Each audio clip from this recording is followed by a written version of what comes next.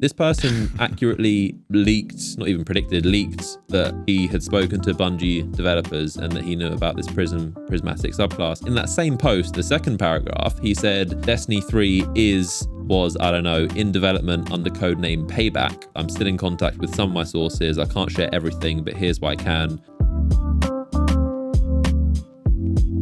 Wife, thank you once again for joining us on this podcast episode.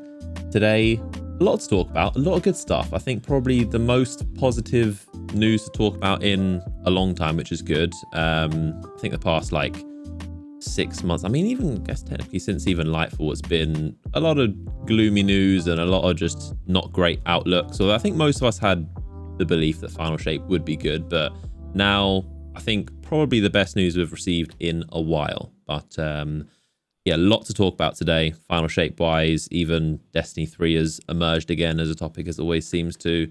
The current state of Destiny, the future state, and the far beyond, as it's been called. But how are you doing, Bife?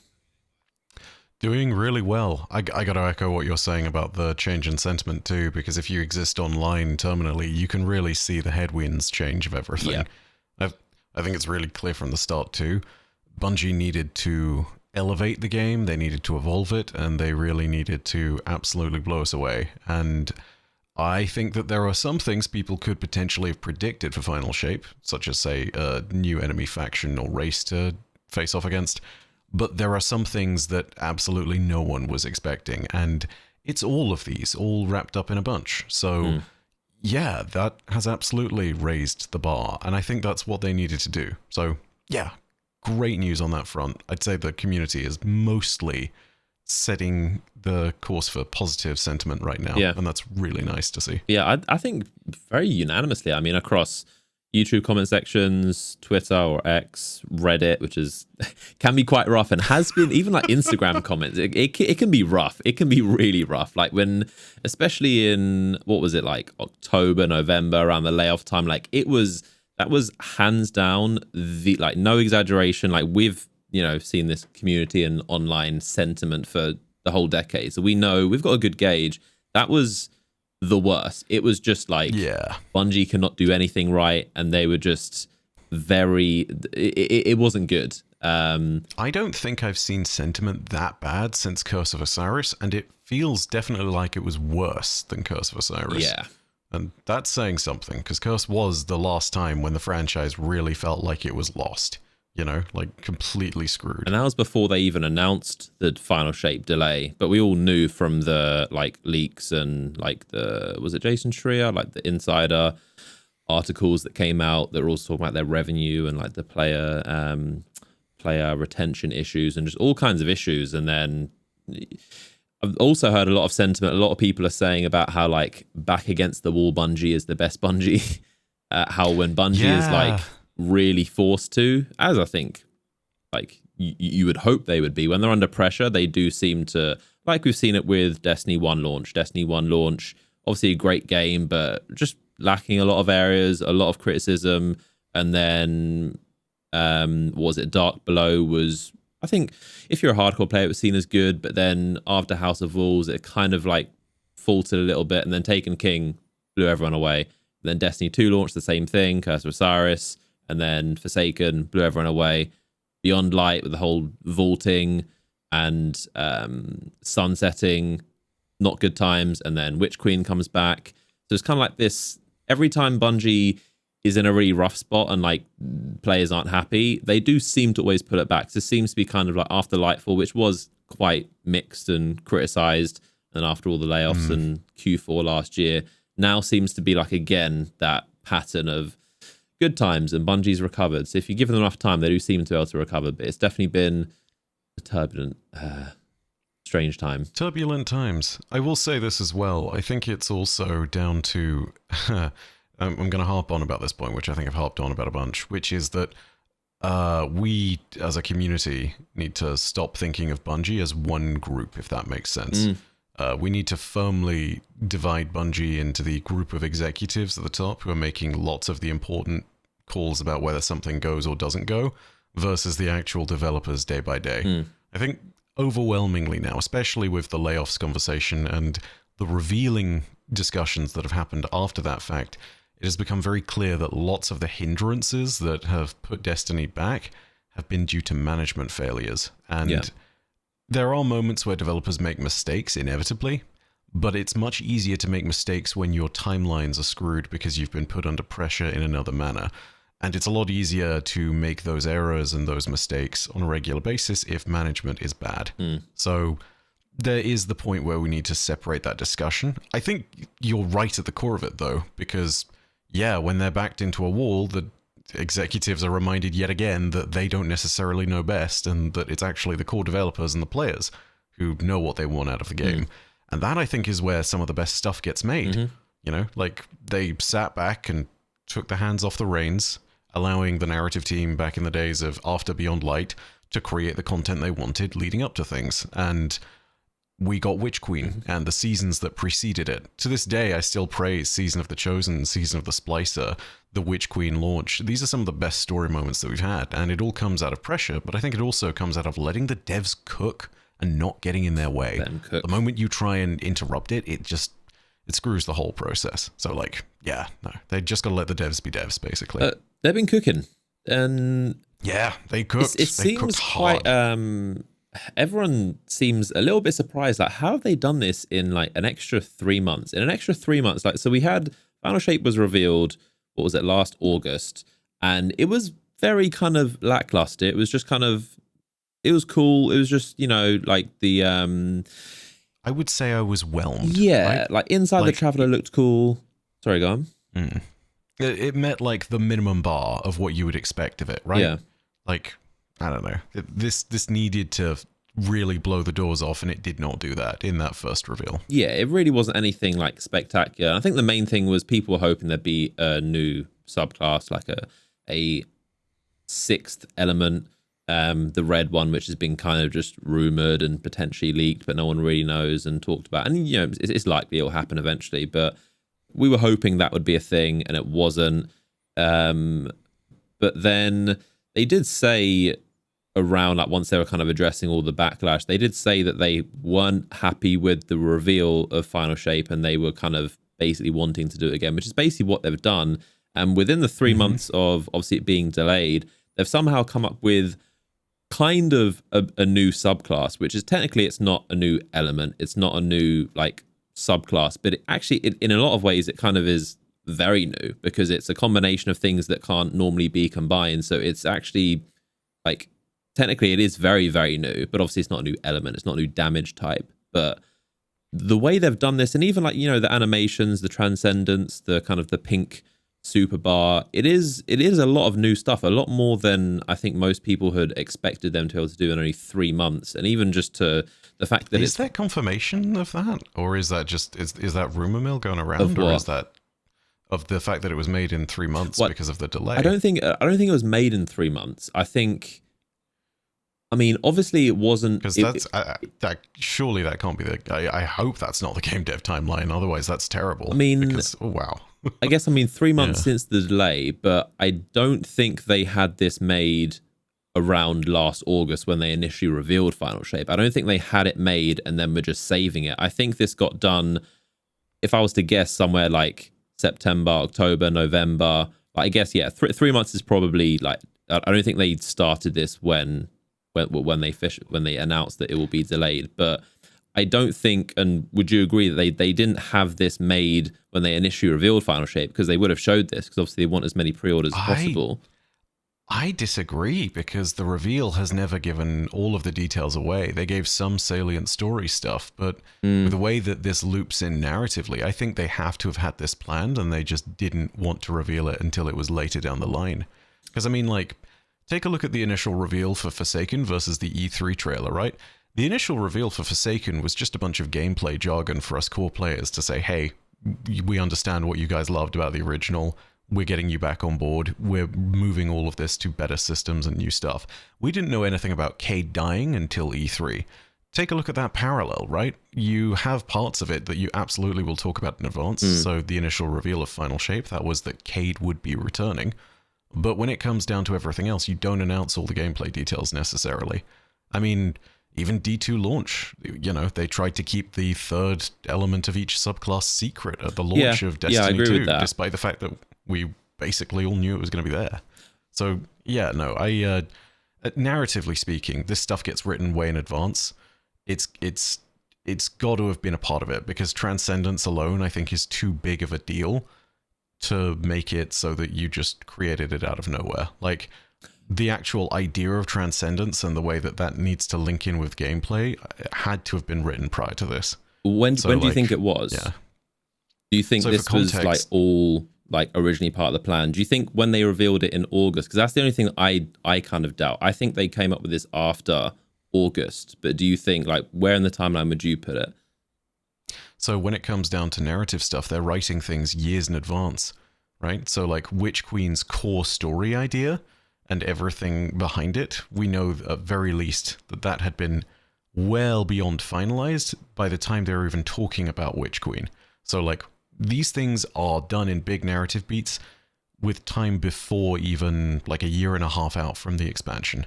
So like by the time Lightfall is being finalized in terms of actually releasing, the narrative beats, the actual core stuff at the very center of Final Shape, that's being finished up, right? So it's one of those things where game dev timelines physically cannot work on such a short scale. They need time to make that work. And it starts with a bunch of different disciplines, but like, yeah, they plan these stories years in advance. And again, Transcendence, I think, is way too big a deal, narratively speaking, to have just suddenly come out of nowhere. Because, I mean, also, you got to remember, if this was made in 3 months, they need to basically retool the entire campaign around this new mechanic, which literally changes the very fabric of Destiny's story. They need to have everybody make commentary about it so that it doesn't feel weird. Or alternatively, they go with an old story that's just going to suck and, is going to look really bad now that it's like, oh, you need to use your light to do this. And you're sitting there being like awkwardly, wielding both. You get what I mean. Yeah. Like, these decisions get planned out way far in advance because otherwise it doesn't feel like it makes sense. Yeah, I mean, I get where you're coming from. I just think that, especially like if you look at the Dread, for example, the whole new enemy race, like when they revealed Final Shape, they just had the subjugators. That was the new enemy type.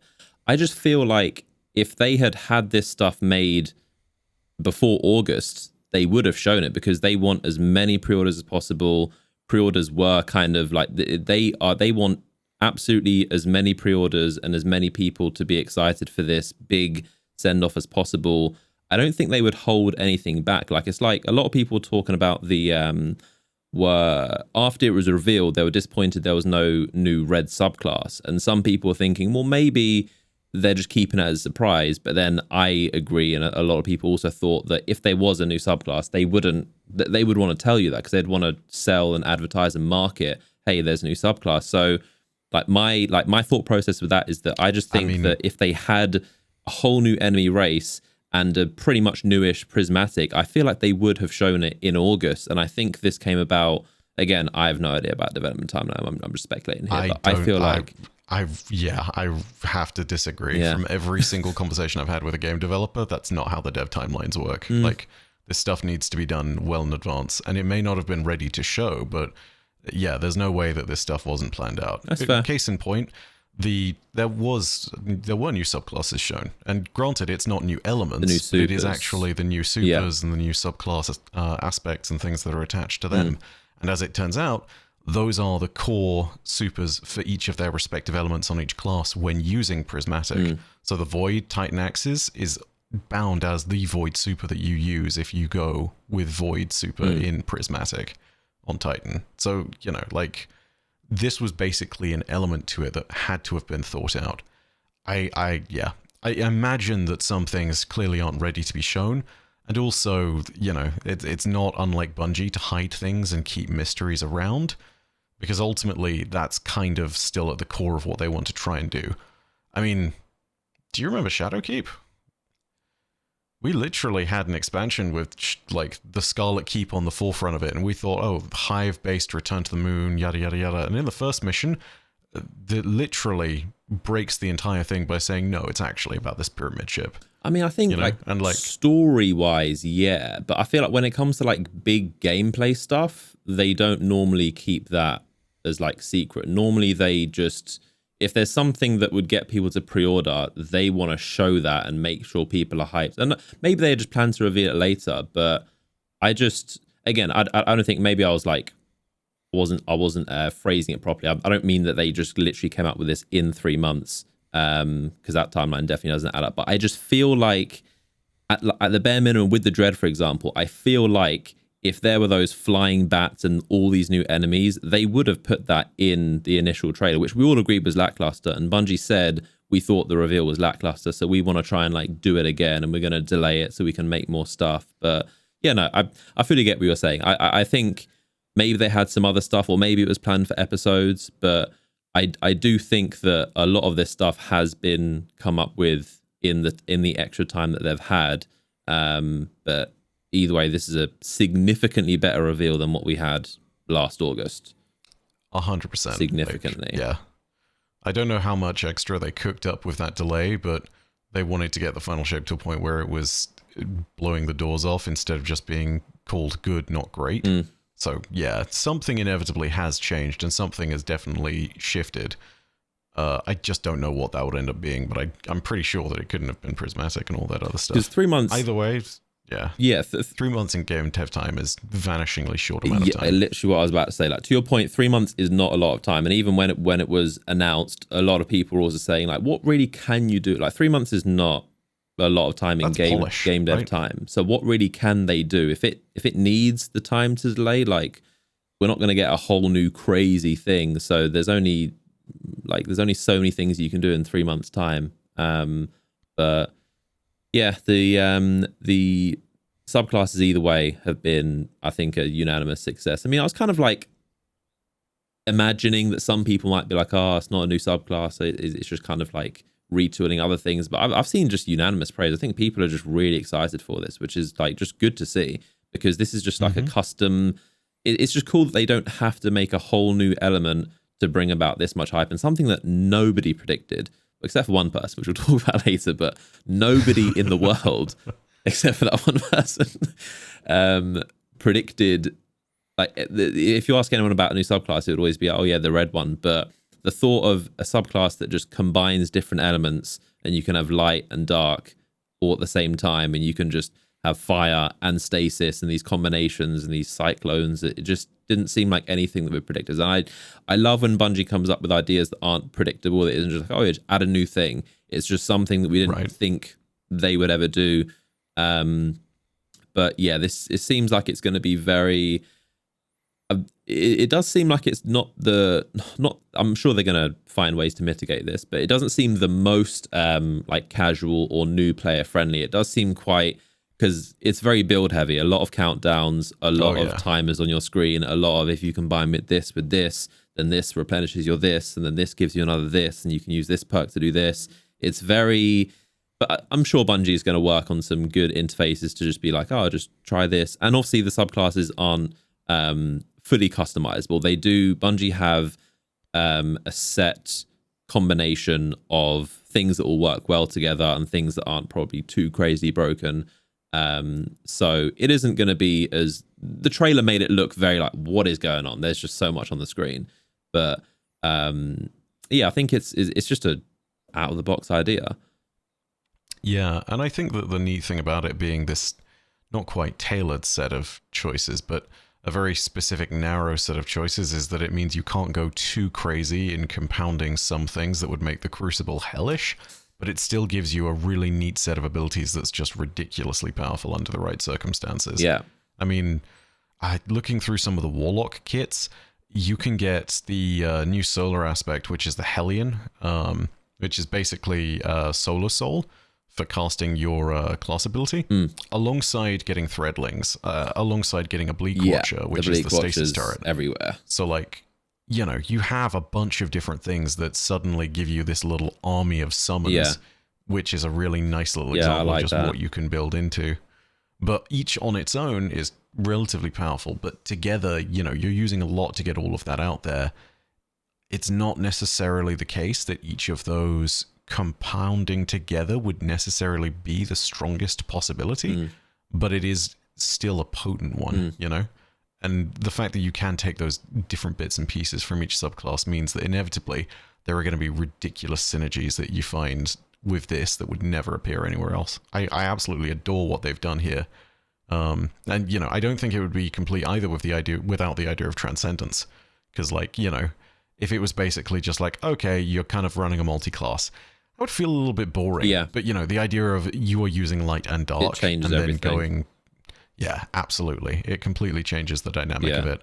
And, you know, effectively having a second super meter there, oh man, that's... And you still have your original super. Yeah. Yeah, you still have your original super, which can be whatever you want within those 5 choices of each one element getting one super, which is so exciting too. You're charging 2 bars at once, which is always can seem a bit silly. And there is also... We mentioned it, but like the thing I'd almost completely forgotten about was that we are still getting those new light supers as well. The thing they originally revealed in August, like they didn't obviously talk about that, but that is also a nice addition that's going to refresh the existing subclasses. So subclass and just gameplay wise, it's going to be a lot of just new stuff because that was the main thing that they talked about. But yeah, there is also new light supers, which is exciting, and that's going to be good to play with. And also like that, like just build wise, I've always enjoyed when Destiny can, as weird as it might sound, when you don't have to use guns, when you can just use abilities. I've always liked the idea of just like, you know, kind of like in Overwatch, how, you know, some characters just have guns and some just don't. They just have abilities and that's all they do. But I always like the idea in Destiny of just never using a weapon and just only be able to throw grenades, and then this cooldowns this, and you've got just a bunch of threadlings, and it just, you can just play without just the regular, I'm using an auto rifle, shooting some dregs, which is, of course, it's always going to be good, and the gunplay in Destiny is always amazing. But it's nice just to have the option of just abilities and supers and cooldowns, and if you really can just get into tinkering with the builds, you can create something interesting, which I like. I think it's also, there's definitely a neat side to it as well when you consider the synergies within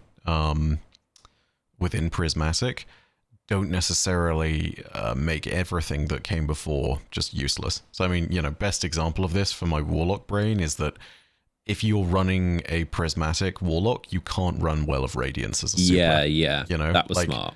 Obviously, that's a massive power creep example because Well is very strong, but it, you know, it shows that if you're looking for options, you can consider other subclasses that are mono element, because you are just going to get some things on there that you would never be able to get. And I mean, you know, take a look at even like Void, right? Echo of Undermining is a fragment that just gives you weaken on your grenades. And that in itself alone is a defining thing of Void, I'd say at this point. But you don't get that on Prismatic despite having Void powers. You know, you can get really cool things on Warlock like Devour, but yeah, it's not necessarily going to be the same as what you would have seen otherwise.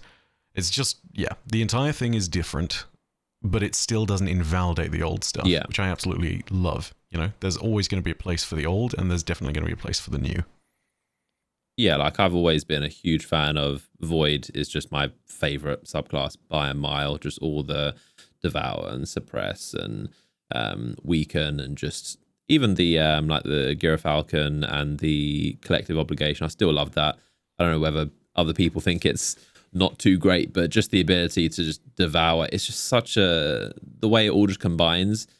And like you said, Prismatic isn't going to just let you do everything within the Void capabilities or everything within Arc and so, like, it is just a specific combination of things which works great, but it isn't like all Void plus other stuff. So it's not going to invalidate the original subclasses, which is good.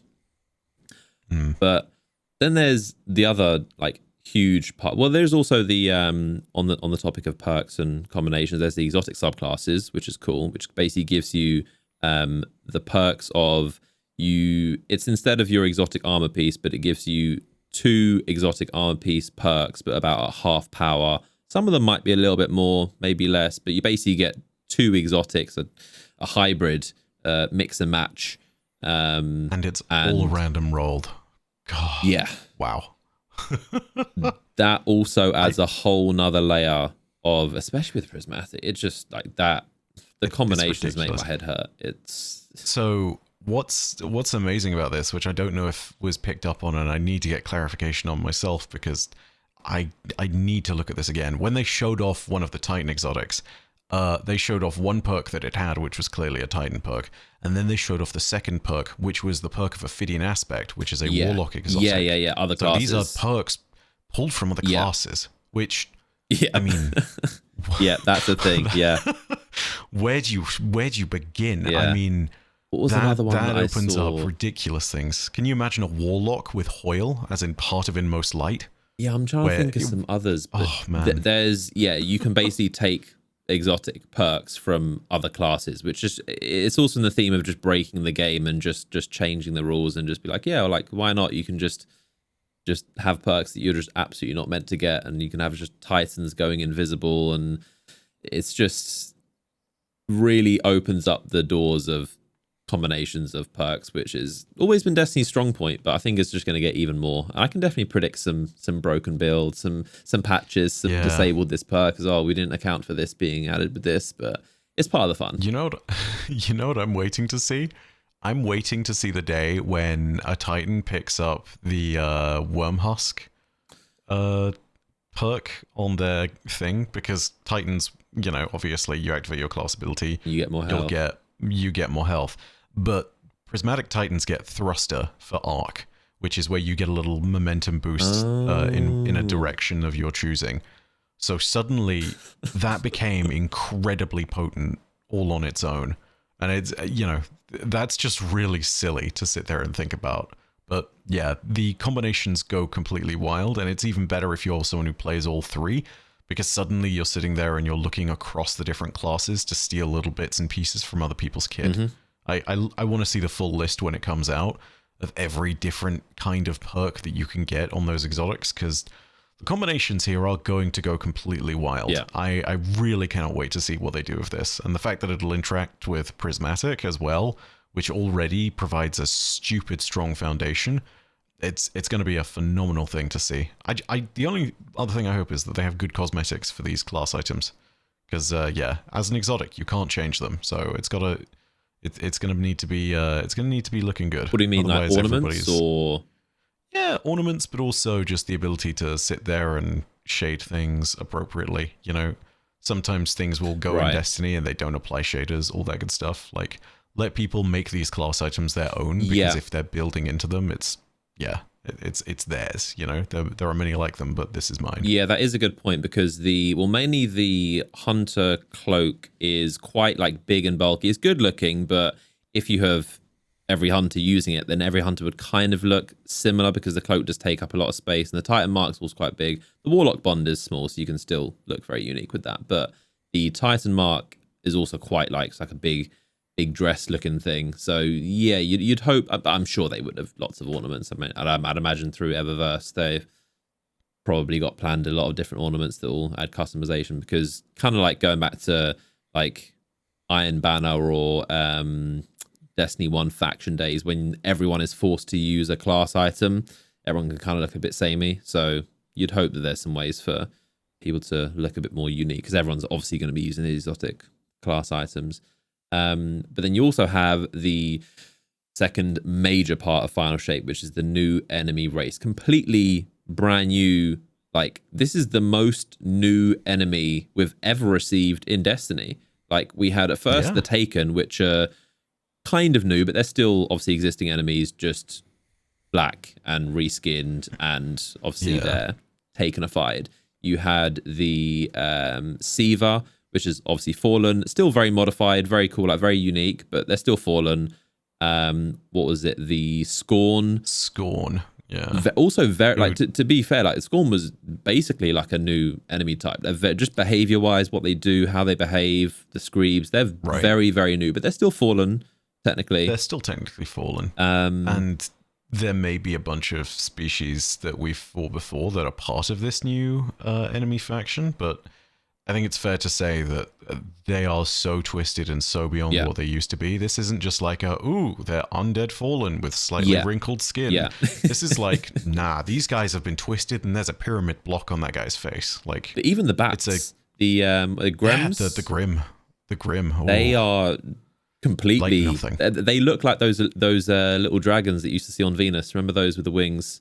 Yeah. They look. So That's I've the seen first thing I thought. I've got to talk about this because this is so twisted. So get this, right? We know that the Scions make up the two of the Dread, Yeah. right? Which is the Attendant and the Weaver, Yeah. who are the Stasis and Strand type gun line enemies that you would get. You know, that in itself gave us big implications.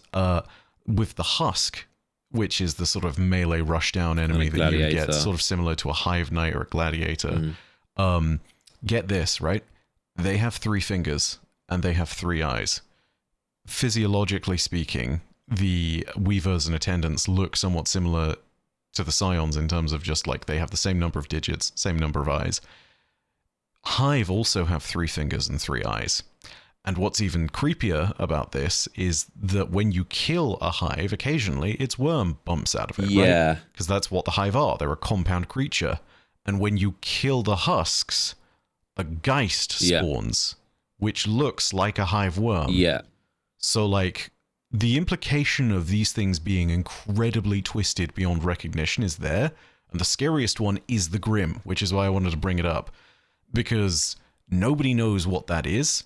And the only few theories that I've heard is that it's one ancient alien race that was wiped out by Oryx, or there is one species within Destiny that also has 6 limbs. Because Grim have 2 wings, 2 arms, 2 legs, right? Fallen, Elixni, have 2 legs and 4 arms. So the implication that I've seen running around some circles, which is not proven at all, but is terrifying if it is that these are ultra-twisted Fallen, where their top arms have been turned into wings. And there's nothing to prove it whatsoever, but like, if that's even vaguely close to the truth, wow, that's so twisted. I kind of love it. It's horrifying.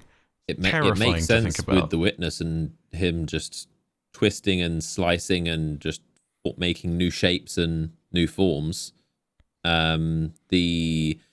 The Husk, I mean, even the name Husk sounds Hive-ish. It's very Hive, yeah. And the kind of worm that comes out and attack you. I remember, I don't know whether it's speculation or whether, but I remember the idea always being floating around of like, imagine if you like kill a Hive and then the worm was to like attack you. Because obviously when you kill a Hive, sometimes the worm pops out and then just like dies.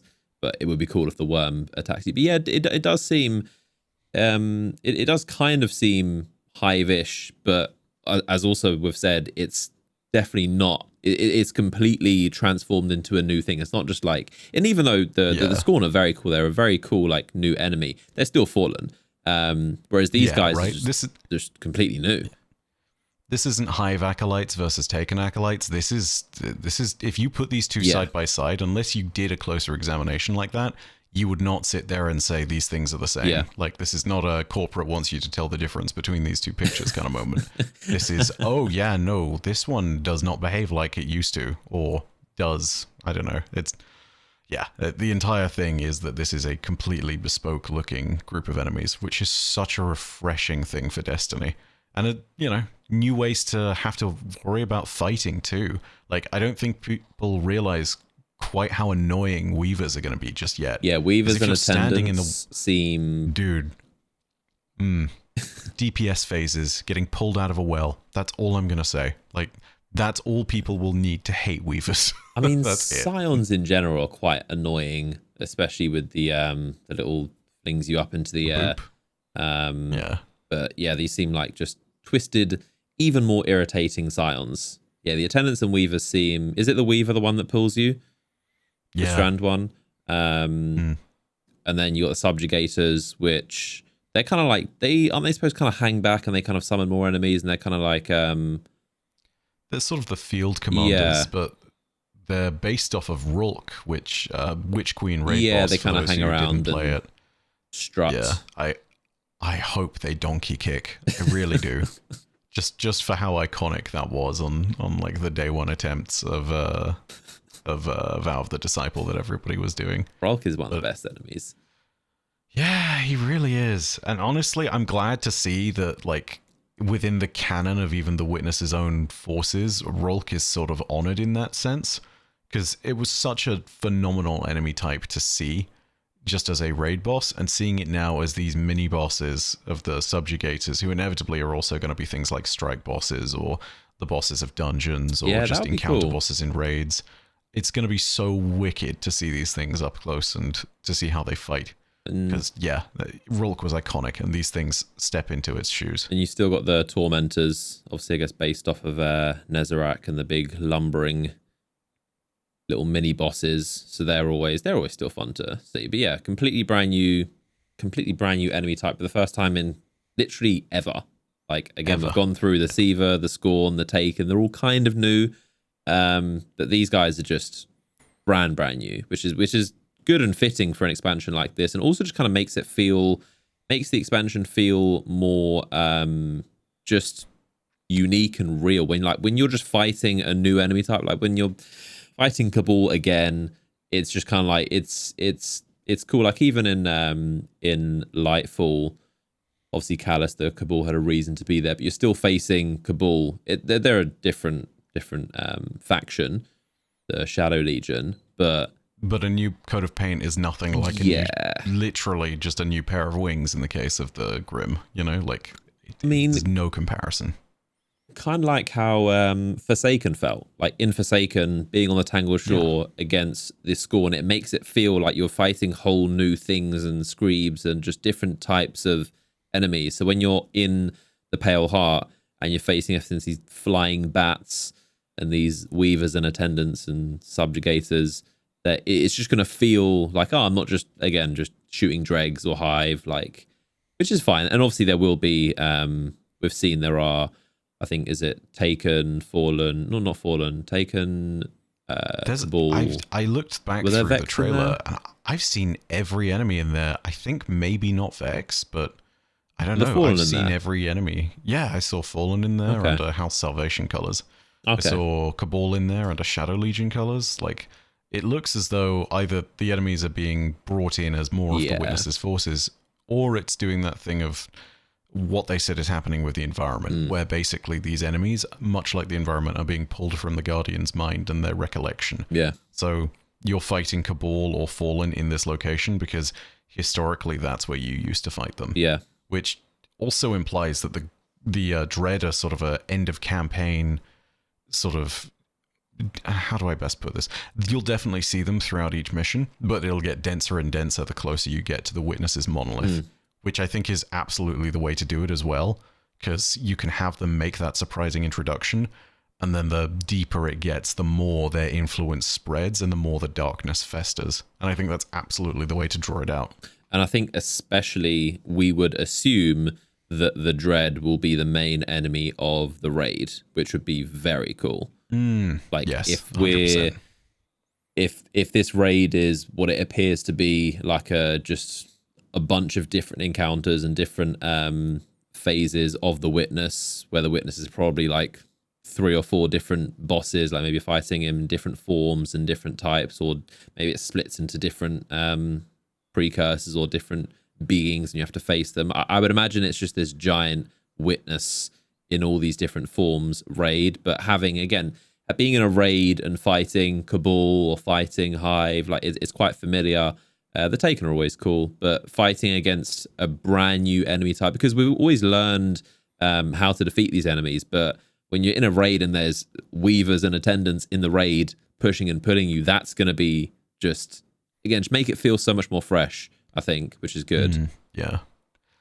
I think it's also the same effect of like, for years, when Destiny, this is a very old conversation which shows a bunch, but for years when Destiny was coming along and doing a bunch of things, there were the questions of, when are we going to get a _this enemy faction raid, right? Like, we had Vex raid first, and then we had a Hive raid, and then, Taken King came out, and it's kind of like, okay, Hive/Taken raid, whatever. And then finally we get Leviathan. It's like, at last, a Cabal raid, all these different things. The novelty aspect of it extends to that level, not just because of the fact that we are now filling out yet another enemy type being brought to the very pinnacle activity of Destiny, but also because in that pinnacle, enemies do stuff that they do not normally do, and you see unique stuff from each faction in that raid. So Scourge of the Past, you had the entirely new type of I can't even remember what they're called anymore, but they were like really beefed up marauders where you needed to shoot the front and back plates of them to disable their shields, right? Engineers, what were they? Something like that. I maybe a Vanguard, I don't know. Yeah, the I know point what you're is, talking about. you know, on the Cabal side of things, with Leviathan, you had the Bathers encounter where you had the massive Cabal gladiators coming out the first time. You have a whole bunch of different unique enemies that you might see in encounters. And even if you don't see unique enemies, there is different behavior for enemies in raids because they are more aggressive. So if you were annoyed by the attendants freezing you constantly with stasis before, get ready because it will get worse. It will be harder. You will face a Grim Swarm and they will all hit you with pitch point accurate screams. And they are going to therefore slow and suppress you and you will be in trouble. Like, the raid throws things into a completely new dynamic, and I can't wait to see the Dread under those conditions in particular. Yeah. Day one will be like nothing else. I can't wait. Yeah, like how we had never gotten a Scorn raid until the Rolk Witch Queen. That was like a proper, we get to see the Scorn in a difficult, because the Scorn were just a campaign. They weren't obviously the Taken were the end game of Forsaken, but the Scorn were kind of like the Tangled Shore campaign part of Forsaken. But then to see the Scorn in a raid format was like their proper ultimate form. So the final evolution. Yeah. But then there was also a very interesting, once again, Destiny 3 has come up to be the topic of discussion for, I guess, two reasons. Because of Luke Smith had a message before the reveal, and basically there wasn't much to it. He basically said, it's been a good journey. Final Shape is definitely not the end of Destiny, and it was definitely not the end of Destiny 2, and it's definitely not the end of Destiny. And then he was like, after Final Shape and beyond, we'll tell you about the future of Destiny 2 and beyond. Kind of smirk face, kind of typical Luke Smith fashion. But his entire, if you think about what was the intention of that message, is that, okay, we want to do, whoever's idea it was, whether Luke's or someone else at Bungie's, okay, Luke, can you do a message just to basically tell people that this isn't the end of Destiny and don't quit after Final Shape? Because there is obviously, there's a very big narrative of like, yeah, I'm just going to kind of quit Destiny after Final Shape, or I'm just going to see the story out to the end and then I'll be done. This message was basically a way of like, let's get the big gun, Luke Smith, one of the most popular and longest running Destiny developers, just to kind of remind players this isn't the end and you should stick around and there is more to come. But also just to say there's more to come for Destiny and beyond. When you talk about beyond Destiny, what else could that possibly be besides Destiny 3? Like, right. Yeah. There's nothing. And also, what is Luke Smith working on? Because we know he's not working on Destiny 2. He's not the lead director. We know he's obviously a senior Bungie developer, but he's not working on Marathon. So you would imagine he's working on big picture Destiny stuff. Again, we don't know, but it's possible that he would be the project lead on Destiny 3. So it definitely seemed a bit typical Bungie fashion of just being like, hey, there's more to come after Destiny and this isn't the end.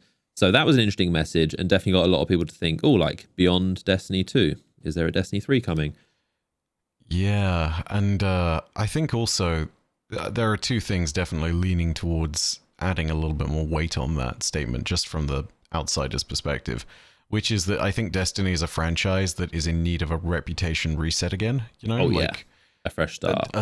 A fresh start for players, but also an ability to get new players in. That is a very important point for the game. And whilst there's absolutely going to be a big push to preserve a bunch of what veterans already have, I think there's also going to be a really big push to say, hey, we need to pull back in old players, but also we need new blood, Like, Destiny is a franchise that has to exist based off the idea of, well, we can't just have old players burning out and then leaving. We also need new players to come in, right? So I think there's that one thing that certainly is looking really good for it. I think also if you're ending a saga and you're aiming to start a new one, you don't start the new one with an episode, right? Like, you don't start it with a bit of seasonal content. You start it with a bang. And there's nothing like putting another number on a box and sitting there and being like, yes, this is what you've got suddenly. You need like a new entry point, and you need because it's kind of like a weird mix, because existing players, I've seen a lot of existing players that don't want to lose their stuff and they don't want to like leave Destiny 2. But then that's also like, that goes against what would get new players into the game, because there are a lot of new players who probably aren't going to play Final Shape because it just seems like they're coming in on like episode 10 and they haven't seen episode 1 through 9, and they're kind of like, what's going on? They're like, prismatic, I don't even know I haven't even experienced all the subclasses yet. So they feel like they're behind, and that kind of mentality makes people kind of not hesitant to jump into something because they feel like they're not like caught up. So there's a lot of, it's kind of a mix between, a lot of players don't want a fresh start because they want to continue with Destiny 2, but then there's a lot of players who will only jump in if there is a fresh start and a clean state, and everyone is at a new level playing field. But there was Luke Smith's message, but then there was also a very strange post on Reddit, which is just quite strange. So someone with just username of numbers, mysterious account, a month before this Final Shape reveal, said, oh, like, Bungie's, I'm just going to leak something, Bungie's working on a new system called Prism that will allow players to mix and match abilities from different subclasses. This is one of the things being worked on during the delay. Imagine throwing a lightning grenade while on solar, or proccing Devour and rampaging with Stormcaller. So and also got the name right, prismatic. Yeah. This was before anybody could have possibly known that prismatic and this mixing matching subclasses existed a month ago. And there's no, you can look into it, there's no kind of fabrication or faking here. Like, this is pretty undeniable. And even in the replies to it at the time a month ago, people were just like, no one really paid attention, as you would, because there are tons of fake Reddit leaks, and everyone's like, yeah, sure. But then after the reveal, right, everyone then came back to the post and was like, oh, you were right about that. So this person accurately leaked, not even predicted, leaked that he had spoken to Bungie developers and that he knew about this prismatic subclass. But then in that same post, the second paragraph, he said Destiny 3 was, I don't know, in development under codename Payback. One of the big changes for Destiny 3 is for classes to no longer exist. So Hunter, Titan, Warlock will be gone, and it will just be any character can spec into any ability, since lore-wise there is no reason you couldn't. Hunters learn Blink from Warlock, and Blink isn't tied to a single element, hence the logic there. And then kind of went on to explain that he's not speculating. He said, no, this is not speculation. I actually talked to a couple former Bungie employees who told me about these. The reason I'm saying maybe is because they're no longer their former employees, and therefore they don't have the most up-to-date information. So these would have been employees that would have been laid off or just left or whatever happened. So they don't really have, they're not really too bothered about leaking information to someone, and maybe they're slightly disgruntled and they're just like, we'll just tell my friend about Destiny 3 and the new prismatic subclass. So that was just, again, I want to know your thoughts on this, but I'm open to all discussions, but I don't see any way that you can kind of doubt what he's saying. He accurately predicted Prism, and then also in the same sentence said, also Destiny 3 is coming, Project Payback with no classes. So it seems cut and dry to me. What do you think? I think there was an interesting question with regards to the name of it, which internally, I want to say the leaker clarified this, but I'm not 100% sure. But Payback was clarified to be a name brought about by the idea of not Bungie trying to get back at anyone in particular, but the idea that they would get a second shot at actually making, the Destiny game that they wanted to make, if that makes sense. Right. The best version of it that would please players, which is, regardless of what it is, Payback, I think, for a few people in the community when they read the leak, basically caused this uproar of being like, who are they getting back at? What's going on here? Is this revenge for all the bad reviews of Lightfall and all that? It's like, no, guys, it's not what it's about. Which, on its own, just on a pure face side of things, being like, hey, publicly they can't talk about anything to do with that, but regardless, that's not the intent. That's nice that that's something that the leaker was able to sort of sit there and address. But also, I think that there is definitely going to be a sizable contingent of people that are looking out for this now based on this alone, because this helps to set expectations, right?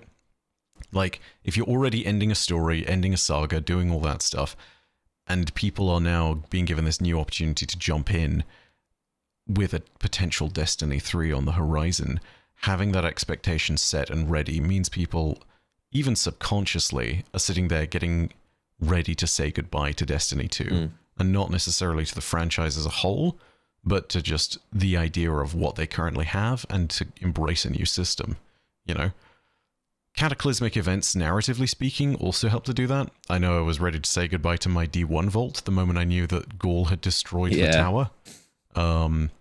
I sat there and I was like, cool, new guns to earn. Yep, this was great fun, but we're going to go ahead and do this. That being said, I think it's also well worth noting that this Reddit post has sort of helped as much as the Luke Smith message has. Yeah.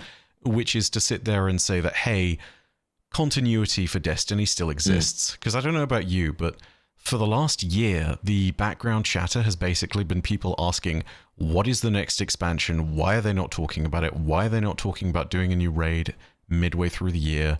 Is Destiny dying? What's going on? What is happening? Can someone please tell me what's going to happen to Destiny? Is Final Shape it? Is Final Shape over? Is Destiny over? Okay, Destiny's over. And that's kind of been the running thing of the conversation. And that conversation needed a reset. And I mean, don't get me wrong, if you looked into the blatant financials of it, Destiny, despite missing revenue projections, still probably makes money. So it's infeasible for Bungie to sit there and stop making the thing. I mean, you know, it led to the valuations that Sony was bringing along with $3 billion on the company.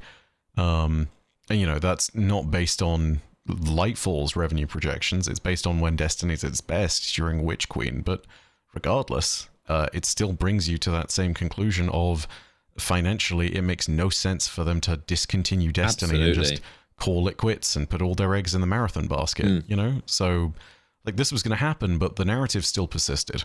And I think that both this Reddit post and the Luke Smith message have done that thing of resetting that conversation and saying, like, hey, there is an expectation of where players will go next if they call Destiny home, and it's either going to be the episodes and then maybe a transitory thing and then Destiny 3, or it's just going to bump straight towards Destiny 3. And here's the other thing that I think people really sort of forgot about, which was still said in the Luke Smith note, but also, you know, people have been sort of brushing over it. It's again that thing of, we will show you where we're going next after we defeat the Witness. So, like, expect there to be a big announcement sometime during the summer or maybe in Q3. Just, yeah, like, there will be a post or there will be a trailer or there will be an announcement saying that there is another Destiny game coming. And with that, there will be a whole new lease on life for the game.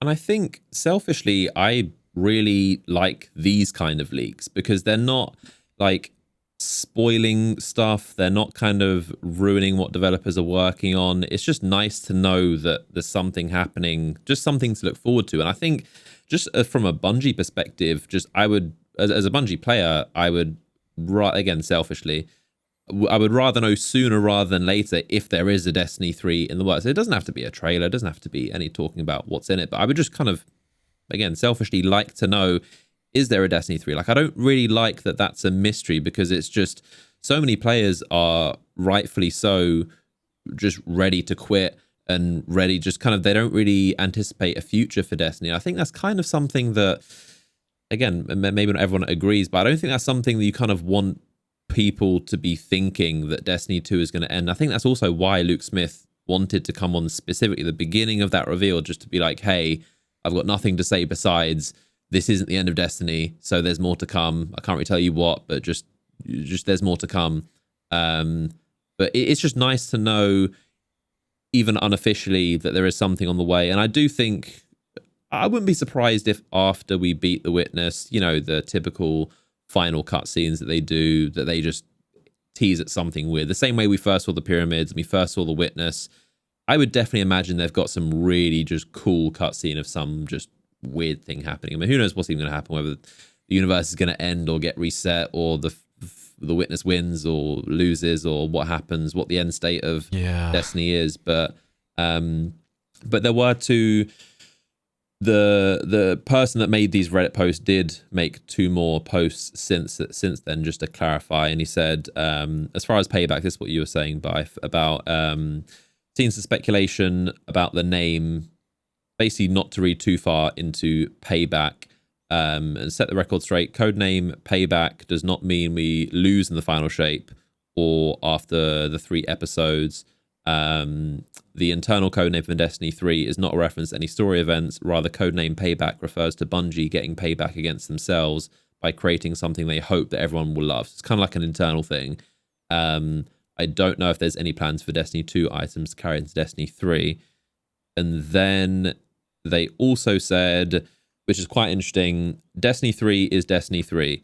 Not a big DLC, not a revamp of Destiny 2, Destiny 3. As far as my most recent info goes, it's a new game in the franchise. I thought that would be obvious. Edit to answer some comments. I'm still in contact with some of my sources. I can't share everything, but here's what I can. Project Payback has been in development for at least since Witch Queen, but heavily in the background, less resources than Destiny 2 or Marathon. Last I heard about it was late of last summer, last year, when I learned about the changes to allow any Guardian to use any ability. So everything they're saying does very much sound like legit. Like, they're not talking, like, we've seen hundreds of leaks, and when they're trying to kind of say some stuff like, oh, the Veil, and there's a new, like, there's a new enemy, 2 raids, and each of them will be 12-man raids. Like, that's it's done, and stuff like that. But this sounds like someone that really, I definitely believe this person. Again, I don't see how you can not believe them, because again, they predicted prismatic a month before it existed. So I can't see any logic of how this person isn't telling the truth. And they're not saying anything that's unbelievable. Like, I think, but when it comes to Destiny 3, I feel like, I'm sure you've probably seen this, but probably like 75% of people, I think it's shifted. I think it was, initially I'd say it was about 25% of people maybe a year or 2 ago thought that a Destiny 3 would happen, and 75% of people thought that it wouldn't, because Bungie did say that we're not going to make a Destiny 3, we're just going to pour into Destiny 2. They did say that, which is why a lot of people believe that. But then, as we know, plans change. Bungie changed their mind. They have every right to, and things get delayed, things get made up, things change all the time. So I think a lot of people are still holding Bungie to what they said, what was it, like 3-4 years ago, when they said that we're not going to make a Destiny 3, but a lot can change in 3-4 years. Like, Bungie since then, and this guy is saying that they've started, they started very small early development in Witch Queen. So it seems like I've seen a kind of shift, maybe in the past 6 months. I'd say it was maybe like 50-50, like half people believe there's no Destiny 3 and that will never happen, half people believe it will happen. Now I'd say it's about 75 believe it will happen, maybe 25 don't think it, but the 25% are very adamant, like they're not going to make a Destiny 3, it's not going to happen. But the 75% that do believe it will happen are very adamant. But I am personally, and I think you are too, as you've said, I'm of the belief that Destiny 3 will happen. Initially, I thought it would be a while, like, who knows, maybe 4 or 5 years in the future. Now seeing this stuff, I think it's maybe a little bit sooner.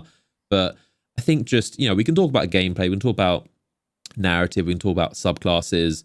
But I think just business-wise, like, let's all just remember, this is a business. Bungie is a company. They have shareholders. They are owned by Sony. They need to make money. They need to be profitable. We've seen how Destiny has been in the past year. And if we think about what Destiny 2 will be like in a year from now with no expansions, if they don't do any, or just episodes, like, they need to make money. So it just put yourself, this is the way I think of it. Like, imagine that you are the CEO of Sony or Bungie. You own Bungie and Destiny is your thing bringing in the money.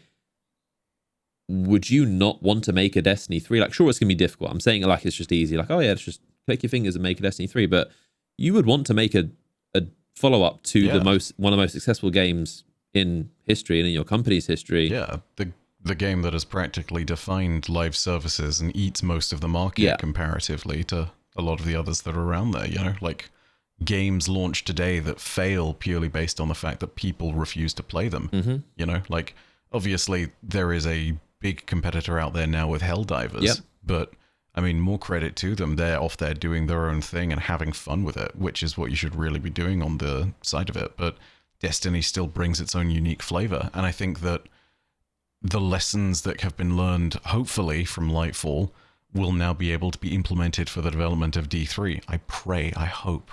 God, I beg. Because that would mean that the developers are actually able to get on with the job of doing the development thing and engaging with what has made Destiny 2 great over the years, and the disengaging from the things that have really held it back. I'd also say this, and it's kind of brings the commentary back a little bit towards the Luke Smith announcement of it. I do just wish, I know that they can't explicitly come out there and say, yes, Destiny 3, but I do wish that before the point we're at now, sometime like maybe this time last year, they could have sat down and definitively said in a post, when the final shape is over, Destiny is not finished. You know, just sat there and given a landmark post, because it would have squashed so much of the sentiment, and it would have made it so much easier for them in this position. I don't think Luke Smith would have had to make that statement if it wasn't for the fact that Bungie had been absolutely silent, dead silent on the nature of what the future was going to look like going forward. Because the only reason the speculation about, is Destiny continuing or not exists is because of the fact that Bungie has said F all. You know, it's said nothing. And like, I understand the reason why for that too, because the focus is on the end of the saga, it's on the final shape. But the problem with focusing on the end of the saga is the word end. You know, and you need to remind people that saga is just one large set of stories in a universe. And a strange, ambiguous word. No one really knows. Like saga, it's like the end of this story, but not Destiny. But it's the whole Destiny story. So like it's... Yeah, they have a franchise, they have an IP, and it is successful. And I think it's just at that point where they really needed to come out ahead of the curve and sit there and say, hey, this didn't just disappear overnight, you know, like this is still here. It's very much still a franchise that you're going to be able to come back to even when the first big saga of it finishes. You know, much as it's always found a little bit of a muddle in its way, Halo didn't end after Halo 3. It's had spin-offs, it's had the continuation of the mainline games into 4, 5, and Infinite, and it still had other things going on with it, you know? I mean, I may not have particularly played a ton of the Halo spin-offs, but some of them have not done badly. Halo Wars 2 reviewed pretty well, if I'm remembering correctly, and I loved the original, played the second one too. So, like, it's more than just even the mainline games. Bungie is sitting there looking to become a publisher. They have an IP that they completely control and completely own.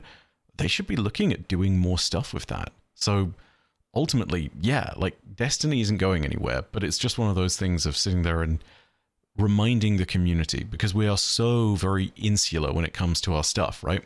We're here in the core of our gaming sphere, and it's really hard to not sit there and remember and look at what we're doing and think that that's all that exists. You know, like, it's very hard to not sit there and have that be where our mental bias just is perched.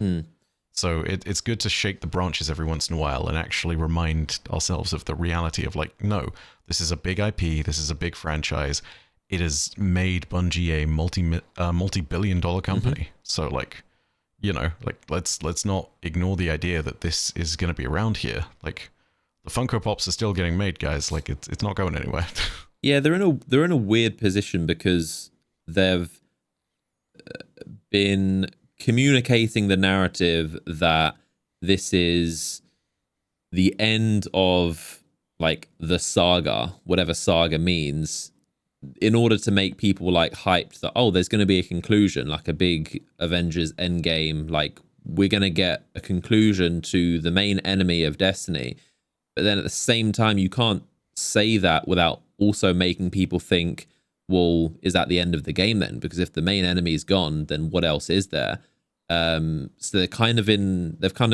a difficult spot narrative wise, because on one hand you're like, this is the end, this is the big conclusion, but then it's also like, well, if it's the conclusion, then surely that means it's over and there's nothing else to look forward to. But then that's why, you know, Luke had to come on and be like, well, there's still more. And that's why just all over everywhere for the last 6 months and even before, people have been saying, like, yep, I'm just gonna see the story through to the end, and I'm ready to just move on to other games. And my time with Destiny will probably end. Content creators as well, streamers, they would also been saying like, yeah, I'm probably just gonna move on to other games after, because but that tells you what their perspective of Destiny is, because they also, a lot of people who are very clued in also believe that Destiny is ending, and you can see why. Like, we have good reason to think it, so now they're kind of having to course correct and be like, well, like this isn't the end. Yeah. And also, again, like we've said, people aren't wrong for thinking that there wouldn't be a Destiny 3, because Bungie did say with Beyond Light, like, we're not going to do Destiny 3. The stuff that we kind of would have done, the Witch Queen, Beyond Light, Final Shape, or Lightfall, we're just gonna put it in Destiny 2 instead, and we're gonna vault a bunch of Destiny 2's original content, like the Red War, the Leviathan, that kind of stuff, and we're just gonna supplement it and just swap in Destiny 3. So Destiny 2 is basically Destiny 3, because the original, like what we originally got in 2017, almost none of it is playable right now. So Destiny 2 is basically Destiny 3. But it's another thing is that I do think Destiny 3 would have to be very different to Destiny 2. I don't think it would be just the same formula of, here's 4 new planets, here's some enemies, here's a villain, here's a bad guy we need to stop, here's some weapons. I think it would need to have some very different gameplay elements, because once they release Destiny 3, Destiny 2 will basically be non-existent. It will be kind of like what Destiny 1 is right now, where no one really plays it, because Destiny 2 is just kind of bigger and better in every way. Obviously, Destiny 1 still is nostalgia. It's nice to play. It's still an amazing, polished game. But no one plays Destiny 1 because Destiny 2 is the current game that gets updates and new stuff. So that same thing would happen to Destiny 2. So there would be an incentive for Destiny 3 to be a little bit different. Maybe it kind of has, people have talked about maybe like a competitive online mode, which kind of like Overwatch, where they're kind of like heroes. And that would also fit into the kind of idea of there not being classes, where you can just play as just whatever. You just play as a character that just has these abilities, and it isn't quite the same Destiny formula. But it would have to be somewhat different to Destiny 2 just to kind of be able to coexist. And also, of course, a lot of money is coming in with Destiny 2. So once they release Destiny 3, they're also severing their main supply line of revenue. So you're going to have to make sure you've got something good before you move on. It is my big hope, because I think one of the big gulfs between Destiny 1 and Destiny 2 is people looked back at D1 and said, we had all this content we could play, and now we've gone to this. Right? And the other gulf was the fact that, the systems in D2 made it a slower, less exciting game.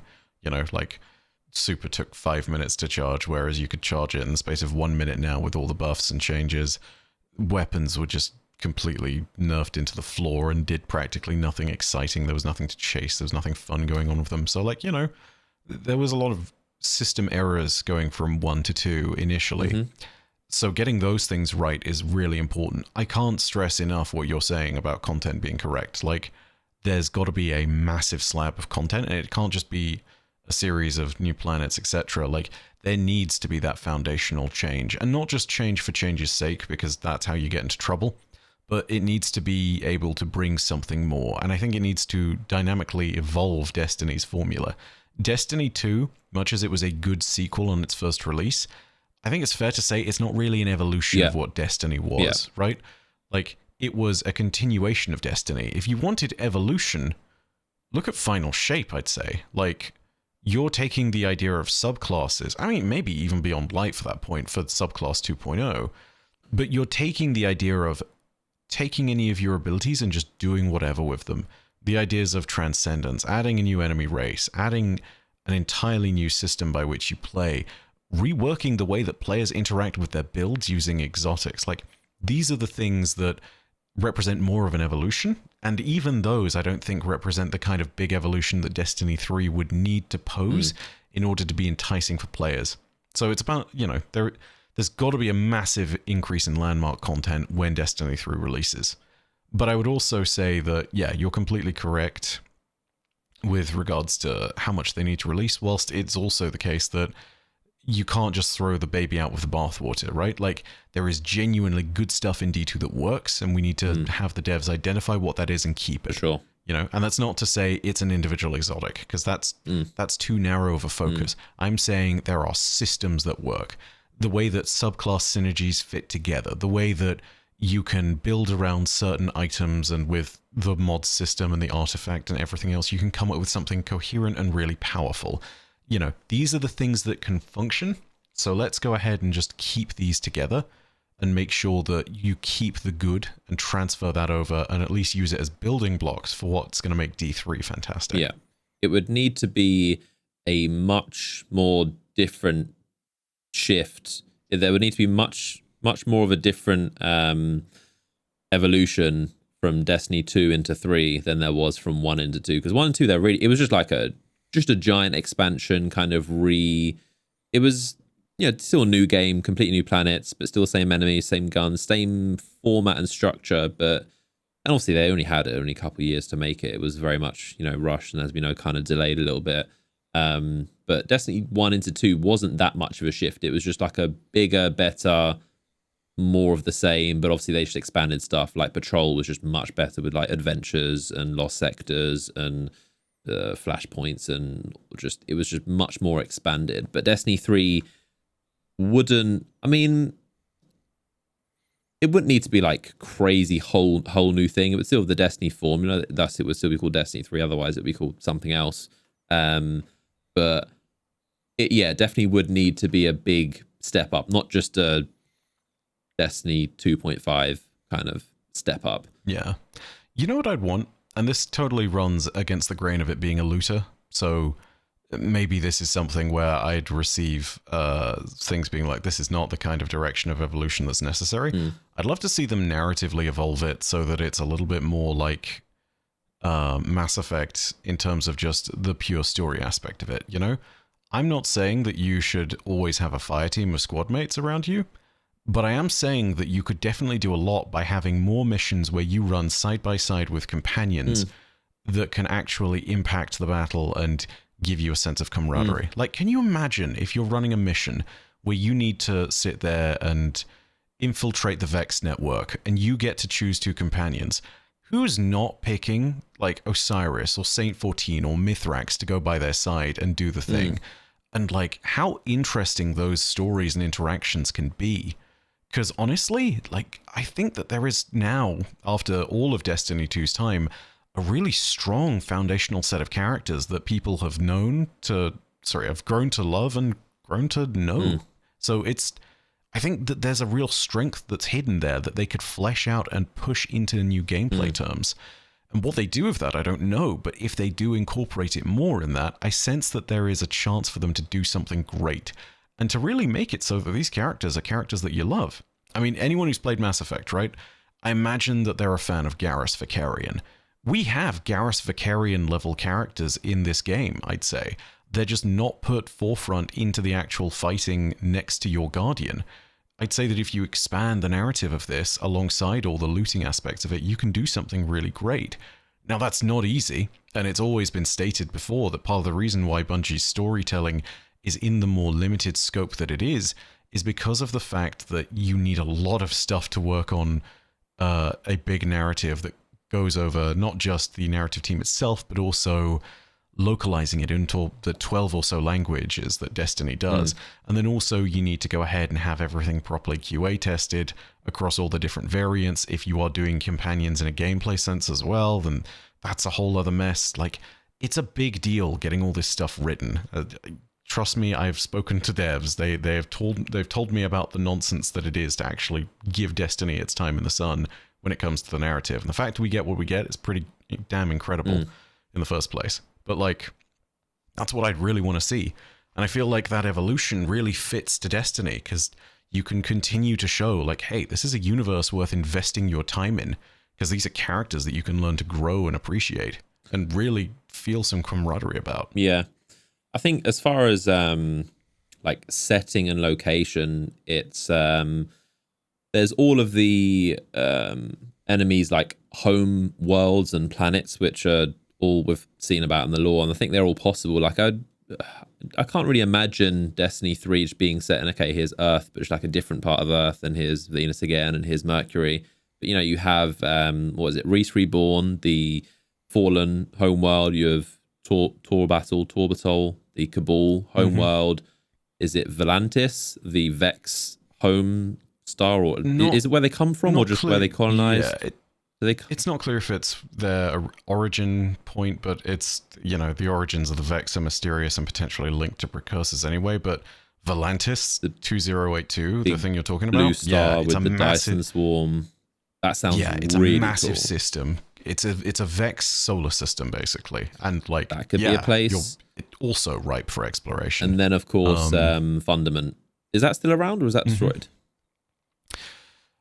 Interesting question. The lore from back in the day, way back when, in Taken King, implied that it was destroyed by the God Wave, but we now know that that's a lie, because that was a lie invented by the Witness. So Fundament might still be around, but it'll be a ruined shell of itself if it is.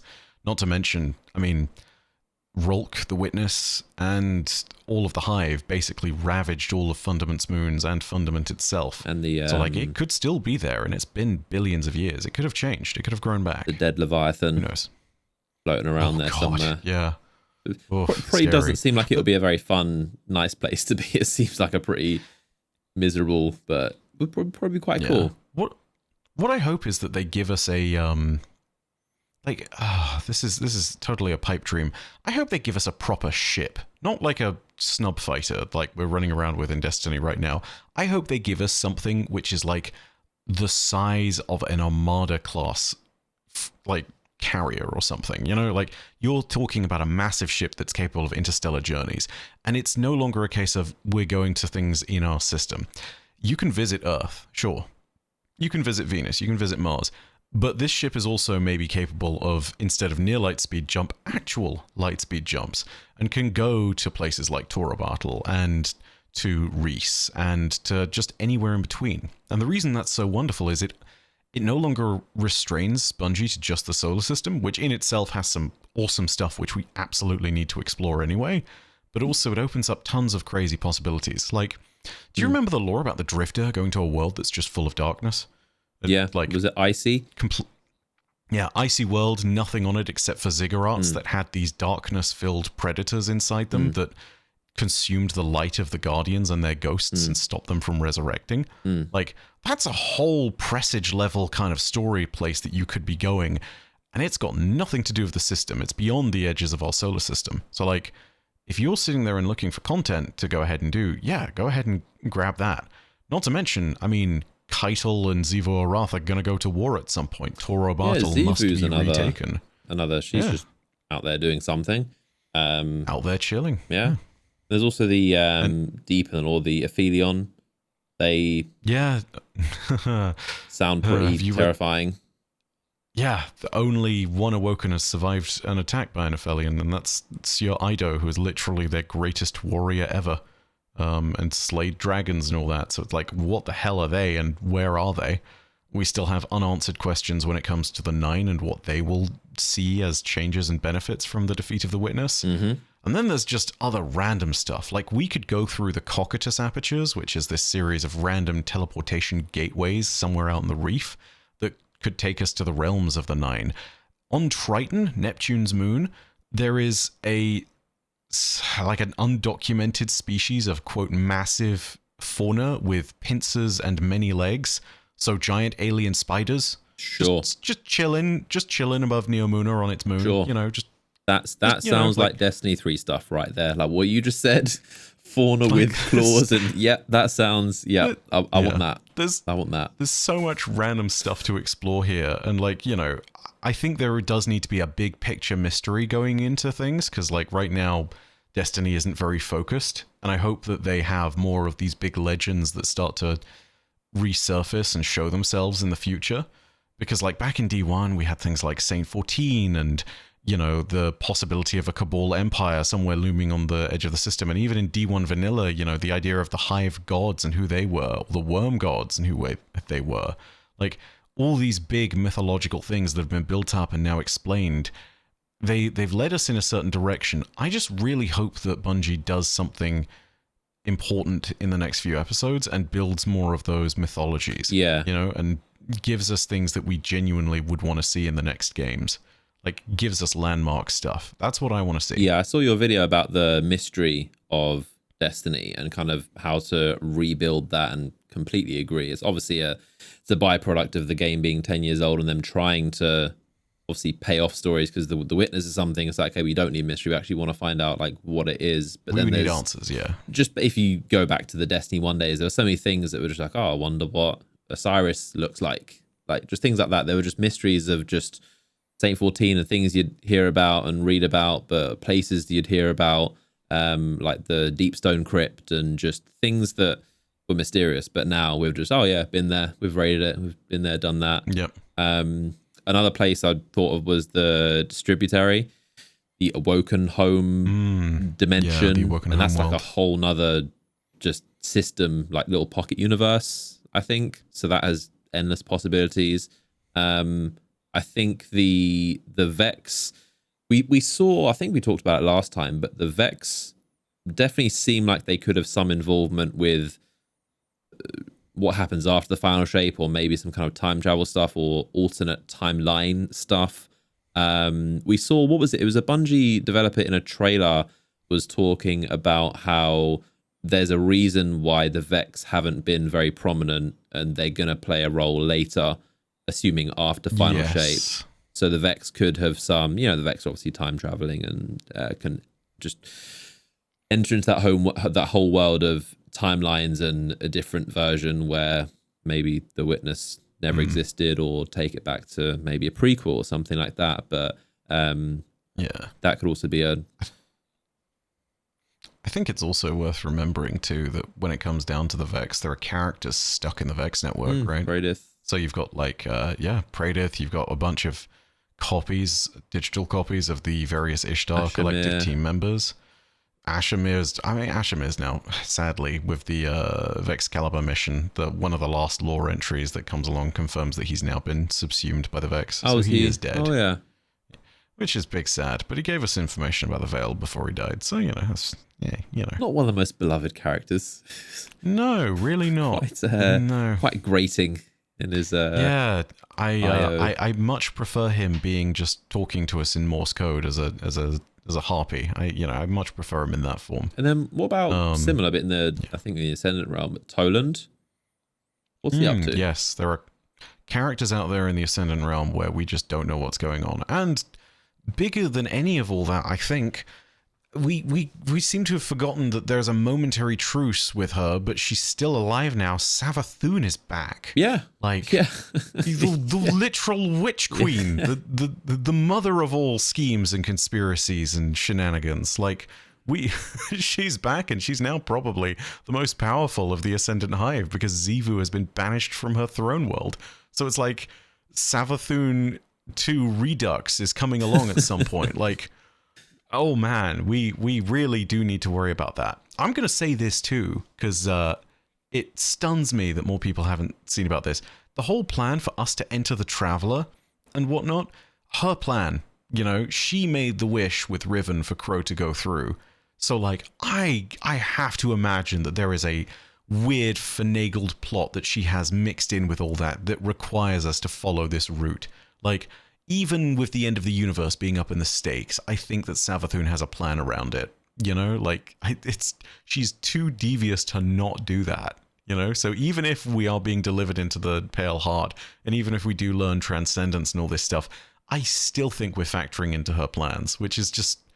But do you think she's she's a adversary? Do you think she's an enemy, or do you think we can just kind of be allies, and coexist, and she kind of respects us because she also wants to defeat the Witness, right? She's at odds with the Witness. So if we defeat the Witness or she helps us, then maybe at the end of it she'll be like, you know what, you Guardians are all right. I'm just gonna leave you alone and we can coexist. Is that a possibility? Savathun's entire means is very weird. The reason why she does things is not always completely clear by design. That's true. And whether we factor into things, it will always be for her advantage. I think that she still follows the idea of the Hive of I'm going to try and make myself stronger, and that's part of the reason why she took the light in the first instance, right? So it's still going to be one of those things where she inevitably is probably going to be an adversary. Temporarily, we have a truce, but it's the entire thing is just a bundle of potential, and that's what I think really excites me. You know, if we did a Destiny 3 and Savathun was on the cover somehow, and there was a bunch of other stuff going on, I'd be like, yep, just sign me up. So like, you know, like that immediately would have my attention. I want to talk about the Witness a little bit in a second, but final thing on the Destiny 3 topic is the question of fresh start and leaving stuff behind. A lot of players I see are very opposed to the idea of, I don't want to lose my stuff. Like, that would be just outrageous, unacceptable. Like, how can I play for this long and grind all this stuff? And especially the Eververse stuff which you pay for, and leave that stuff behind. Like, I will absolutely be furious if Destiny 3 doesn't carry over things from Destiny 2. But then there's also, of course, other people who want a completely fresh start.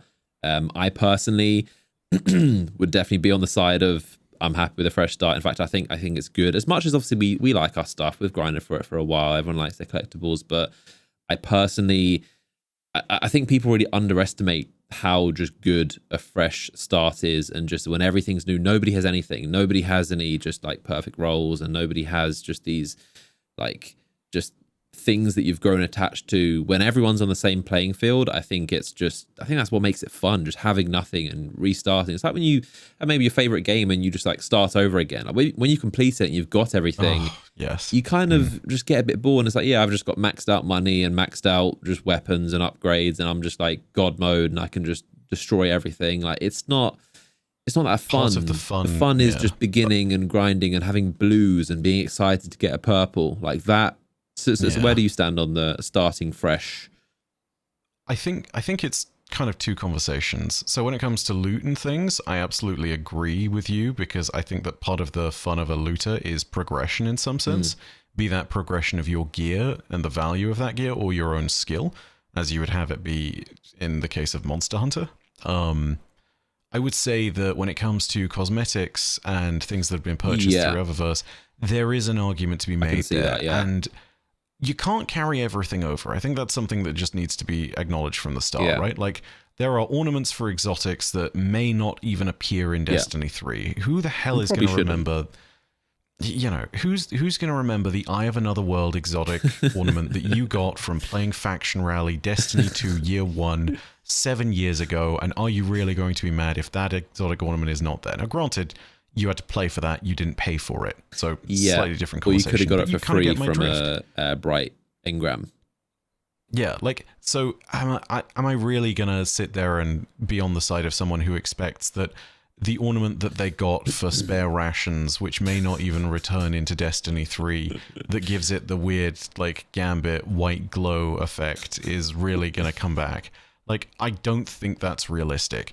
But there are things where I think it should be taken into account. So, especially considering they have no gameplay functionality, a lot of cosmetic things I think should be given at least a chance to be pulled across into the new engine. And that's very much me simplifying it in so many terms by saying pulling it across into whatever. Just copy and just drag and drop, you know? Yeah, you know, just like ship type 1 dot Destiny 2 PFP into ship type 1 Destiny 3 PFP. Backspace 2 right? and just like, type 3 and hit enter. That's how it goes, I'm pretty sure. Right? That's totally how it goes. But like, you know, I think that there's a very strong foundational line and a very secure point of saying things like emotes, things like emblems, things like, I mean, now we're paying for shaders. I don't know if they'll rebuild the system for it, but maybe shaders. Definitely things like ships, potentially things like sparrows. These things that, yes, technically they do have a setting in the gameplay if you're looking at a sparrow, but otherwise it's just your additions to the game that have added some flavor to it as far as everything to do with social interaction are concerned. I think those must stay. And, you know, that will be disappointing to see, but also... it will be disappointing to see if those are removed and you just have to start afresh on that side of things. But also, I'm not a game dev. I don't know how feasible it is. That, you know, we love the meme of just port by going copy-paste and, you know, do it as .ps4 instead of .pc or whatever. But, like... You know, it may not work, right? Yeah. Like, the reason why little insight here as well, because this was something that I believe Bungie spoke about on one of their blogs long ago. The reason why it's not easy to take Destiny 1 content into Destiny 2 directly is because all the systems internally that prop up D2 are different from the ones that prop up D1. Mm-hmm. The way that shaders, lighting, the actual world construction, all of this could be different. So it's not like the data is applicable one-to-one. You have a model of what you can work off of, and you can absolutely see about rebuilding old assets, but it is actually work to recreate this stuff. So I don't know how feasible it is. If Bungie are really looking at future-proofing this, they might build a system by which old assets from an old game could be ported in, but I don't know if that's feasible either, because that's just me talking about the idea. I don't know if that can exist because I'm not a game dev. It would be nice if it did. It would make a lot of content much easier to access, but I don't know. The one thing I do think about this other topic as well is that it's also partly about the state of Destiny 2 now. I'd want to sit there and see them restore the full content vault. Like, I don't care. Destiny 2 is going to be on my machine forever as long as I'm creating content around this stuff. So as long as it's there, restore everything to what it was. Like, give us back the Red War, give us back the ability to play Forsaken's campaign, give us back the Tangled Shore and Io. Like, return all these places. Yeah, like, give us the full gambit of everything we've ever had across all the things, right? And the reason I'm saying that is not just, and obviously it would be nice to get all this content back. Like, absolutely, it would be good. But I'm also saying it from the sake of preserving the game and preserving what people paid for. Because one of the big things that really upset people with sunsetting is that you are physically losing content that you paid for, right? You paid for the Red War campaign and now you can no longer play it. That, as a base principle, feels really bad. It feels kind of crap, to put it really... Quite anti-consumer. To put it a little mildly. It's a very anti-consumer practice. Restore what people originally paid for, let them come back to it whenever they want, and keep Destiny 2 in a decent condition like they've done with D1. That's what I would expect Bungie to do. When it comes to the rest of it, I mean, at that point, I'd sit there and say, like, yeah, it would be good to be able to move on to a fresh start of D3. The thing that absolutely... Yeah, the thing that breaks my heart is the idea that we'll probably never be able to go back to things as the way they were, In what way?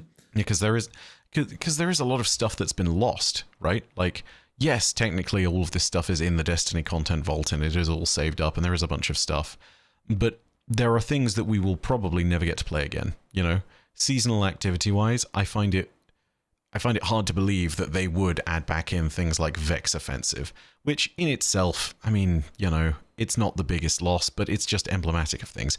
Do you ever think we're going to get Menagerie back? Do you think we're ever going to get some of the great seasonal activities that actually people really enjoyed? No, there's been so many, like Sundial.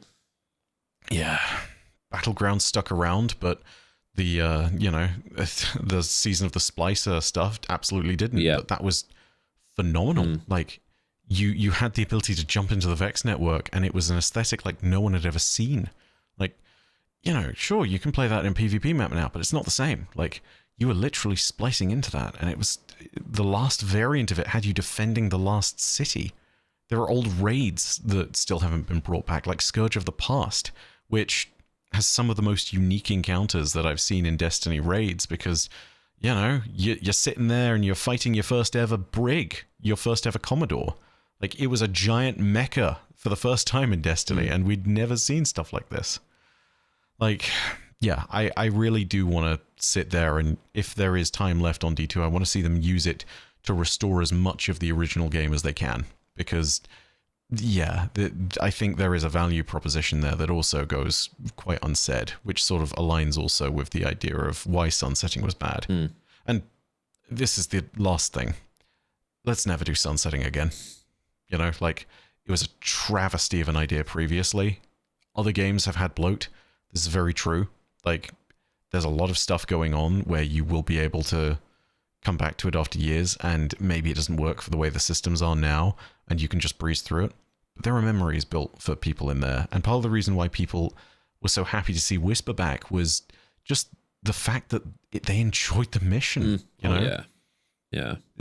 Who hasn't dropped down into Whisper and heard the first pang of the music go off and just been completely transfixed? there's no gameplay meta shift that's going to change that for me. I'm always going to appreciate it, you know? Yeah, sunsetting was just a very rudimentary way of fixing a problem which kind of shouldn't have existed, but yeah, anyway, I think everyone's on the same page about that, and especially when it comes to vaulting as well. Talk to me about the Witness. We've seen some just, I guess, more developments, and we've learned a little bit more about the precursors and the origins of the Witness and other versions of the Witness that might exist out there that have differing views. You definitely have read more into it than I have. So talk to me about the Witness and what we've learned. So, Bungie apparently loves lore with things going way back being called precursors. If you know Halo, yes, that's linking into that. The Witness was originally made from a civilization which is only referred to by us as the precursors. The Collector's Edition and the video of lore that we got as a cutscene in Season of the Deep, they all add together to give us a more complete picture. Basically, the entire civilization was broken down into factions. And eventually, after the Traveler left, because they tried to merge it with the Veil, one faction prevailed over the others through violence. Though it wasn't their initial choice to do so, they were successful. That faction was called the Penitent. And when all of them were in consensus, they took on to themselves that process of merging and turned into that eusocial giant being called the Witness. The combination of all those different peoples, which is probably the reason why it's got that, series of faces trailing out of its big smoky head. Like those are probably representations of all the precursors that are combined to make the Witness. And they created this being from themselves, but principally it's a being that isn't capable of doubt or dissent. It is ironclad in its perspective and its views, and they have basically indwelled within it the idea that they must commit to fulfilling the final shape, which is why the Witness has been so hell-bent on this. The idea of the final shape is also actually properly described in very important terms, which is that the reason there were factions in this precursor civilization in the first place is because they all disagreed on what the final shape was, right? They'd been given bounty and plenty by the Traveler, but they had no idea what to do with it, right? They had no purpose. And there's a whole bunch of different philosophical ideas, right? The actual successor faction that created the Witness, their beliefs are actually what I would describe as pretty sound and solid, right? They Reasonable. believed that with the bounty that they had gained from the Traveler, they believed that it was their job to help uplift the universe and bring life to it and to ultimately shepherd it towards perfection as well, And they did this through action as well as words, right? Like they seeded barren solar systems and brought life to them. This was not a civilization that was hell-bent on dominance. This wasn't a civilization that is really that reflective of the Witness. It's a civilization that genuinely cared. And there were great debates and arguments about whether they should even do this, because another perspective was sitting there and saying that the civilization itself wasn't perfect enough because they had been flawed in their past, because inevitably they're a civilization, they've committed their own evils, they've had their own wars, they've done their own wrongs, right? So they believed that the real perfection could only be accomplished by something greater than them, and as a result, they should stand back and do nothing, because they would just get in the way and ruin things. Like these, there's so many deep ideas when it comes to the various positions of the society that are all reflected in this dialogue, and it all ultimately filters down to this idea of how do we basically attain perfection, which, if you're really looking for a single word answer to what the final shape was supposed to be, that's it. This was the purpose they created for themselves. And when they found the Veil, they believed that they had finally achieved a way of getting to perfection, because they could combine it at last with the light and the dark. And as a result, they would have been able to make a state where they controlled the universe generally. That is the final pursuit of the Witness. In particular, and this leads us on to a really interesting topic from the Final Shape trailer, there are two individuals that we see thanks to the Collector's Edition. I, in my video, nicknamed them Hemingway and Rorschach, but they're actually represented as HMW and RS. Not the greatest names. And it's a lot catchier to say Hemingway and Rorschach. But yeah, like these yeah, these individuals, they go back and forth and they have discussions with each other. And there's long debates and messages regarding the nature of the final shape and whatnot. And it just tells you a lot more about the story of their society. The short version of the story is that by the time the Penitent took over, Hemingway had joined the Penitent and Rorschach had left them. Rorschach left because they were starting to see the devolution of things and they no longer agreed with any of the politics on the Precursor homeworld. And so they basically took a stay of exile where previously they'd been one of the Penitent's greatest advocates.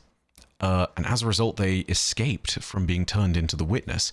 Hemingway embraced the Penitent and ultimately is now a part of the Witness.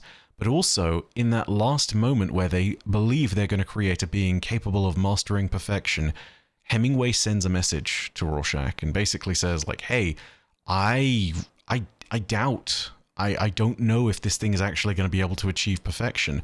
I hope it will be. If you'd come and join, then I'll know it's capable of perfection because you were wise. And it's just this really fascinating moment that shows that even down in the deeper kernels of the Witness, the things that originally made it up actually are capable of doubt. And it tells us something even more important, which is this. There might be one precursor who's still alive. Yeah, that's the interesting part. So this links back into the trailer. Yeah. In the middle of the Final Shape trailer that they revealed at the end of the developer showcase, there is a voice in the middle of it, which basically tells us that we should wield this power and that we are the light of hope. It's a female voice. Nobody has ever heard it before, as best I know. I know there are people talking about it being Ikora or Ido, but it doesn't sound like anyone I've ever heard. And if you listen back to it, I think you'll realize that's the case, right? Definitely a new character. This is a new character. And it's aligned with the Traveler. It's aligned with us, that's for certain. But, like, I think the really important point is that I think there are two possibilities of who it could be, you know? And one of them is that this is just the voice of the Traveler, aka maybe the Gardener even, where it is just this primordial godlike figure who is encouraging you to defend it and therefore defend all of creation. You could be literally listening to a divine voice at that moment, which in itself would be amazing. The other possibility is that it is Rorschach, that it is this one precursor who has survived. It is RS. And at that point, you have a foil to the Witness, a counter to it. And that leads to its own amazing story beats. If we do sit and have this grand moment where suddenly we encounter a precursor of all things, and we actually get that context, suddenly we've met the oldest being in the universe, except for maybe the Traveler in the Veil. And that in itself is fascinating. If they are even close to being a part of the story, I'd be really intrigued to see what's going on. And even if they're not, maybe they're still out there in the universe. And if they're still out there, I imagine they have a few things to say, right? Yeah. Based on just, they've been around. They're dumb old if they're still alive at this point. They've seen some stuff. But that voice in the trailer was very easy to miss, and it just sounded like another just a female character speaking to you and telling you to use the prismatic energy, whatever it is. But it's definitely nothing we've seen before and seems to be something related to the Traveler. And the collector's edition Bungie always very deliberate when it comes to collector's edition and putting deep lore in there. It's always very dense, but there's always very important story beats that tie into the main story. And especially them setting up that there are two different or multiple different precursors and factions and beings that disagree. The Witness isn't just this one singular thing of all these people that agree with each other. There is actually some alternating. So it would make sense if we're trying to find a way to defeat the Witness that maybe we get the help of one of their predecessors that doesn't agree with them, and they're going to show us some secrets or some weak spots or how to take them down. But yeah, I think things looking very good for Destiny right now. For the first time in like 6 months, or maybe even technically a year, Lightfall hasn't been the greatest year for Destiny. But as we've seen, back against the wall Bungie is a very strong Bungie. And after there's always a rough time, it is always like I went through it at the beginning, but there's always a cycle of anytime there's a rough, bad time for Destiny, it's followed by a very strong time. So this looks like it's going to be that. Final Shape, by all accords, I think most people thought it, but I think most people agree Final Shape will be good. It's looking like a very good expansion, and it's good to have proper confirmation, because just from what we've seen, is looking very solid. The episodes after remains to be seen. I'm sure they'll be very similar to seasons. I'm sure they'll be good. Whether Destiny 2 gets another expansion, maybe in a year, 2 years time, we'll have to wait until what Bungie announce, and then whether, of course, Destiny 3 comes after that, which is looking very likely, just based on like kind of logic, but also based off Luke Smith's hints, but also based off the Reddit post. I think Destiny 3 is on the horizon, so I think things are looking good for the first time in a while for Destiny. It feels like the ship is headed in the right direction. Yeah. Thank goodness. And it's not as even if it's not official confirmation from Bungie, it's nice to know there's some good stuff on the horizon. I think especially after we beat the Witness and after the Final Shape ends, that's when, because Bungie aren't going to want to talk about Destiny 3 before Final Shape, because they want all the energy to be on Final Shape. This is the thing, and then after that, they're not going to be like, oh yeah, like let's talk about this bigger thing, because everyone would care about Destiny 3 way more than Final Shape. Although I do believe it would kind of make players a bit more feel more secure that this franchise isn't coming to an end. I think right now they're focused on Final Shape, and I think after that, I think they're going to make some really interesting announcements. But thank you very much for joining us on this episode, Bife. As always, if you want to follow anything about the lore, the story, and there's going to be a lot of interesting stuff coming over the next couple weeks and months up until Final Shape, then definitely check out Bife's channel. He has got you covered, anything story, lore related, and just broad Destiny. He doesn't just do lore, and he doesn't just do Destiny as well. So definitely check out Bife. But thank you all for watching and or listening. You can like the video if you enjoyed it. Comment down below your thoughts on any of the topics we've discussed, and we'll see you in the next episode.